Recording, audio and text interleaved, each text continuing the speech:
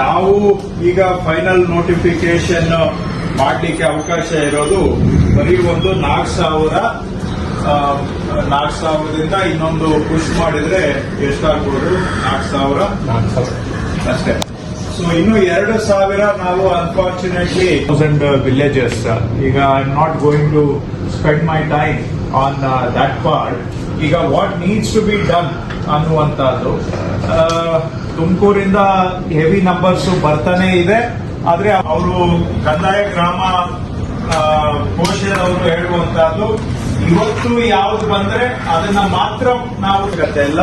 So ಇವತ್ತು ತುಮಕೂರ್ದು high volume ಬಂದಿದೆ, ಆದ್ರೆ ಕಲಬುರಗಿಯಲ್ಲಿ ಇಲ್ಲಿವರೆಗೂ ಬಂದಿರೋದು ಲೋ ವಾಲ್ಯೂಮ್, ಪೆಂಡೆನ್ಸಿನೂ ಜಾಸ್ತಿ ಇದೆ.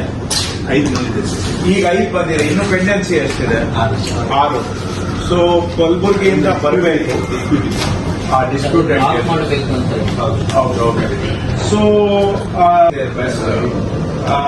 ಅದು ಬಿಟ್ರೆ ಇನ್ನ ಯಾದಗಿರು ಅದಿಲ್ಲ.